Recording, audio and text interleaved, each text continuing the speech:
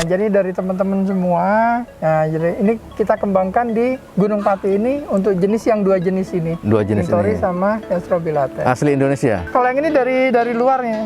Oh, yang lebar? Iya, yang lebar. di Jepang sana banyak sekali nih jenis Oh, kalau dari Jepang yang model lebar itu. Sebenarnya sih buatnya itu simpel banget Pak Widing. Jadi kita nggak perlu alat yang jadi cukup ya mungkin kalau untuk skala kecil ya kita cukup ya sediakan apa sih ember aja sih atau bak gitu. Nah jadi prosesnya itu dari 10 kilo daun itu kita bisa menghasilkan 1 kilo pasta indigo ini.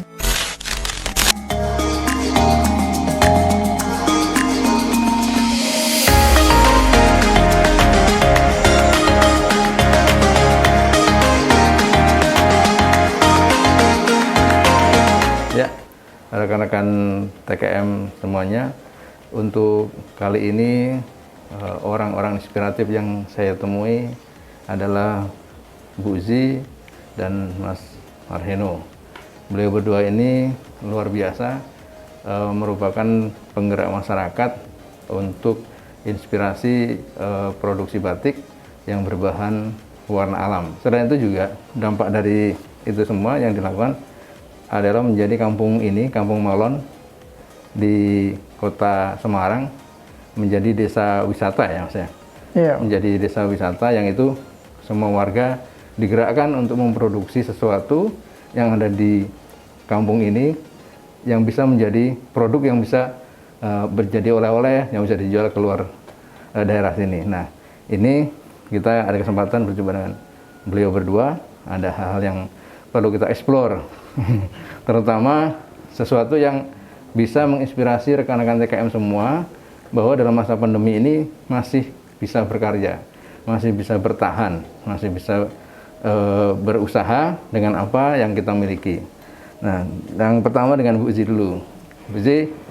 Bu Zi ini sudah kita ajak expo berapa kali ya Bu Zi ya. Nah, kebetulan karena Bu Zi sudah pernah mendapat bantuan kita, ini teladan buat kita semua yang mendapat bantuan dari TKM, jangan sia-siakan bantuan itu. Kita olah bagaimana caranya supaya berkembang. Nah, buktinya Bu Zi ini kita sudah komunikasi. Nah, ini apa yang bisa Ibu ceritakan yang bisa menginspirasi rekan-rekan TKM se-Indonesia yang sekarang sedang menunggu apa sih program pemerintah lagi kan gitu kan. Jadi jangan sampai masyarakat itu hanya menunggu lagi kan begitu. Silakan Bu Zi. Alhamdulillah, terima kasih Pak Widi juga Kemenaker atas dukungan baik moral maupun spiritual selama ini ke Zi Batik. Alhamdulillah Zi Batik dari 2014 ya kita disupport sama Kemenaker untuk mengembangkan batik warna alam di Kota Semarang. Alhamdulillah karena Kota Semarang ini ada unsur kampung dan kotanya, kebetulan kita ada di kampung, kita bisa menggerakkan masyarakat di sekitar sini untuk apa sih yang bisa kita tampilkan gitu. Kita tampilkan dari pertaniannya, dari kreativitas masyarakatnya, dan itu semua kita angkat dengan bantuan pemerintah kota mau sampai dengan Kementerian Tenaga Kerja. Akhirnya sampai dengan pandemi ini kita masih tetap eksis. Nah, selama pandemi ini kita berubah, istilahnya harus berubah. Gimana sih mensikapi pandemi yang kita nggak bisa kemana-mana, kita nggak bisa beli apa-apa juga, semua dengan daring. Akhirnya dengan bimbingan awal pandemi dengan Kemenaker, akhirnya kita beralih ke virtual, di mana kita memasarkan produk-produk kita melalui sosmed, dan ya sosmed yang kita bisa. Dan alhamdulillah hari ini kita disupport lagi untuk pemasarannya Zi Batik. Selama pandemi ini kita merubah yang tadinya kita jual kain lembaran, dengan kita coba karena ada bantuan mesin jahit segala, kita akhirnya ekspansi ke pakaian jadi sama kebutuhan masker. Kebutuhan masker ini sangat luar biasa. Zi Batik mengalihkan dari kain kita ke masker non medis.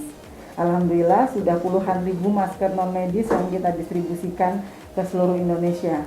Dan sebagian dari maskernya itu kita ada donasi juga Pak. Jadi nggak semata-mata kita cari untuk apa sih omset apa, ini kita tetap ada sosialnya. Jadi ada masker medis, ada masker modis. Iya. Nah, ini masker modisnya sudah saya coba ini. Nah, tentang pewarna alam. Mengapa dipilih pewarna alam? Kan sulit harus bikin sendiri dan sebagainya. Jadi kalau untuk warna alam kita milih di sini karena satu, batik itu kan limbahnya nomor 2 ya setelah migas. Jadi untuk fashion terutama fashion dan batik itu limbahnya luar biasa. Kebetulan Semarang itu tadinya nggak ada batik karena kita mau mengekspor batik Semarangan. Kita memilih untuk batik yang ramah lingkungan. Jadi dari 2006 kita konsisten di pewarnaan alam. Nah, ditambah karena kita ada di kampung, biar limbah kita tidak mencemari tetangga, takut di demo juga, akhirnya kita memanfaatkan warna alamnya. Nah, warna alam yang sudah kita gunakan apa aja Mas Seno? Yang sudah apa namanya Mas Seno? Mas Seno ini eksplornya luar biasa, jadi seniman sekali yang punya ide-ide brilian, ide luar biasa. Ini dari yang tadinya orang nggak menghiraukan bisa beliau olah, termasuk motif itu juga kadang apa namanya tidak apa keluar dari pakem gitu ya, motif-motif yang tren yang apa gitu yang beliau ciptakan tanpa meninggalkan kesan-kesan kultural yang ada di Semarang. Misalkan contohnya kemarin kita motifnya apa namanya asem dan sebagainya dengan ikon kota ya, ikon kotanya betul. Nah, tentang bahan pewarnanya apa aja kira-kira yang kita bisa bikin? Jadi gini, kebetulan kan kita ini tinggal di Gunung Pati ya, di kota Semarang. Jadi Gunung Pati itu memang kebetulan Semarang ini sangat unik sekali.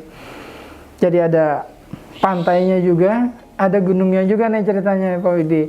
Nah, kebetulan kita tinggal di gunungnya. Jadi kalau untuk di pantainya itu kita coba memanfaatkan limbah mangrove-nya. Limbah mangrove? Ya, jadi limbah mangrove itu kita manfaatkan menjadi bahan pewarnanya. Limbah itu apa berarti? Jadi yang kita pakai itu propagul. Ya, jadi dari buah. Oh, buah. Jadi buah yang kering, yang jatuh, yang sudah tidak kepakai. Nah, itu kita manfaatkan sebagai bahan pewarna batik. Ya, itu untuk di pesisirnya Pak Widi. Nah, jadi kita membuat di pesisir sana juga kita buat sebuah kampung batik juga. Ya, jadi kita latih mereka di sana. Nah, terus kalau untuk di gunungnya di sini kita bergerak bersama kelompok tani. Itu untuk pemanfaatan pewarna alam indigonya. Indigo vera. Ya, indigo vera. Dan ya.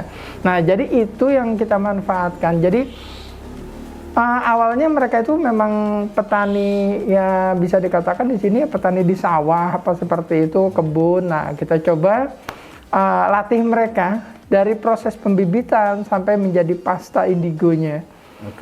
Gitu. Bisa masyarakat itu mengikuti itu? Alhamdulillah. Sebenarnya kalau untuk perkembangannya ya untuk pandemi ini justru malah kita ingin memperluas lagi sih untuk lahan indigonya itu. Tahan sebentar. Kalau kita kembali dari mangrove, saya dengar ada unsur pemberdayaan di situ. Ya, apa yang dilakukan oleh Mas Seno ke masyarakat di sekitar pantai? Ya, jadi gini, kalau di pantai itu, jadi ya pengalaman kita waktu itu kan mereka biasanya bekerjanya itu ngupas kerang ya. Jadi kan musiman aja tuh mereka seperti itu. Nah, terus dari mangrove-nya itu sendiri mereka tidak memanfaatkan. Terbuang begitu saja. Buang begitu aja. Jadi limbah betul. Nah, kita kepengen nih bagaimana mereka itu punya kegiatan. Jadi kita latih mereka batik dulu. Awalnya sih itu. Nah, akhirnya kita latih batiknya mereka bisa. Akhirnya kita coba memanfaatkan propagul itu, mangrove itu sebagai bahan pewarna. Dengan itu mereka terdorong untuk mengumpulkan propagul itu sendiri. Ya, awalnya itu tadinya sampah Pak. Jadi mereka begitu musim apa kayak gitu mereka bakar, ya nggak ada manfaatnya lah seperti itu. Nah, justru sekarang kebalikannya. Begitu itu bisa menjadikan sampah bisa menjadi nilai rupiah. Akhirnya mereka menjaga sekali. Dengan kesadaran itu ya. Betul. Karena mangrove itu sendiri kan penghasil oksigen terbesar ya dan terbaik gitu. Nah, kita coba di sini kebanyakan mereka itu kan kalau hanya menanam tok tanpa ada hasilnya, karena itu kan cukup lama sekali dari proses penanaman sampai besar itu makan waktu yang cukup lama. Nah, bagaimana hasil dari mangrove ini bisa mereka manfaatkan langsung gitu. Nah, biasanya nanti setelah penanaman nanti ada yang mati apakah itu kan kita sulam lagi ya. Jadi kita ganti dengan yang baru, yang mati itu kita kumpulkan. Nah, itu yang kita proses untuk bahan pewarnanya. Ya, nah itu yang mengumpulkan limbah. Iya. Sekarang yang budidaya indigo vera. Kan masyarakat didorong untuk pertama tadi dilatih untuk mengolah bikin indigo vera menjadi pasta pewarnaan. Betul. Untuk penanaman bekerja sama dengan para petani.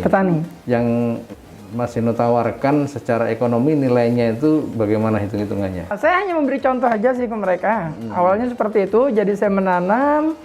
Nah, akhirnya mereka sering melihat, Pak itu tanaman apa seperti itu. Kita bilang ini tanaman, kita jelaskan di situ. Nah, terus mereka coba menanam. Intinya, kalau mereka menanam, nanti mereka dapatnya apa? Kan hanya simpel aja sih. Intinya mereka nanam, nanti siapa yang beli? Nah, seperti itulah. Ya, kita bilang, kalau nanti ditanam, setelah subur, nanti kita beli daun. Daun? Ya, awalnya kita beli daun, Pak Widi, ke petani. Nah, kita beli daun itu dengan ya cukup lumayan sebenarnya, perawatannya nggak butuh perawatan yang spesial banget sih untuk tanaman indigo ini. Nah, kita beli itu per kilo. Per kilonya itu, iya, per kilo basah itu sekitar 1.500. Per kilo basah 1.500. Iya, per kilo 1.500 plus batang loh. Akhirnya mereka coba tanam. Oh, dipecok gitu, potong langsung timbang. Iya, langsung ditimbang. Tidak perlu dipetikin itu. Itu kan cukup lumayan ya. Jadi begitu mereka udah tanam seperti itu, bibit dari kita mereka tanam, akhirnya kita kewalahan, Pak. Waduh, kok semakin banyak petani yang mau menanam gitu kan, karena nilainya cukup lumayan. Jadi bukan dilihat dari per kilonya, tapi hasil dari mereka itu cukup luar biasa. Nah, mulai dari situ kita bilang, kalau Bapak jual per kilo, nilainya cukup kecil sekali. Gitu. Tapi kalau banyak cukup lumayan.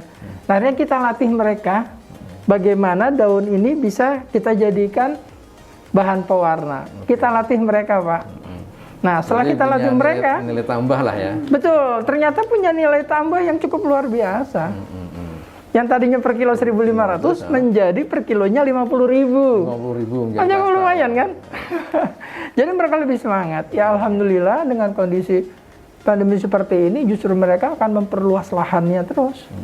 Nah, dari secara lebih luas nih, kira-kira kalau masyarakat yang punya lahan menganggur, kemudian di daerah lereng yang sulit ditanami tanaman produktif lainnya, misalkan ternyata di situ bisa tumbuh indigo vera begitu, secara market gimana kira-kira yang ada di Indonesia? Sebenarnya sih kalau untuk bicara warna alam, terutama untuk di indigo ini sendiri ya, itu ya cukup lumayan sih. Maksudnya dalam arti cukup lumayan ini kan memang belum banyak ya. Belum banyak mereka yang memproduksi untuk menjadi bahan pastanya seperti itu. Karena memang kalau memang sudah menjadi batiknya itu nilai jualnya memang cukup lumayan sih. Gitu. Nah, kita juga kan untuk pengembangan dari indigo ini sendiri bukan ke petani juga. Kita juga kemarin kerjasama dengan dinas sosial juga. Ya.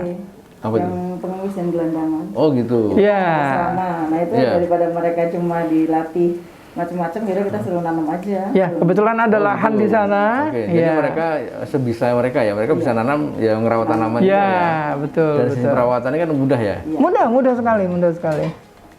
Nggak harus disiram tiap hari misalkan itu. Iya, betul. Jadi kita lihat lahannya di sana, kira-kira yang cocok untuk di lahan itu yang panas atau memang daun yang besar yang kondisi dingin ininya, cuacanya seperti itu. Nah, dari tanam sampai bisa dipanen pertama kali kira-kira umur berapa?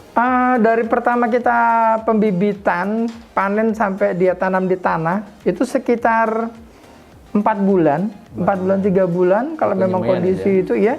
Itu kita udah mulai bisa panen, Pak. Oh gitu, begitu. Iya. Oke. Dari semenjak penyemaian sampai betul. 3-4 bulan kita udah bisa panen. Nah, panennya itu kan kita enggak kita potong habis semua. Jadi panen dulu. Betul. Jadi seperti kita panen teh gitu.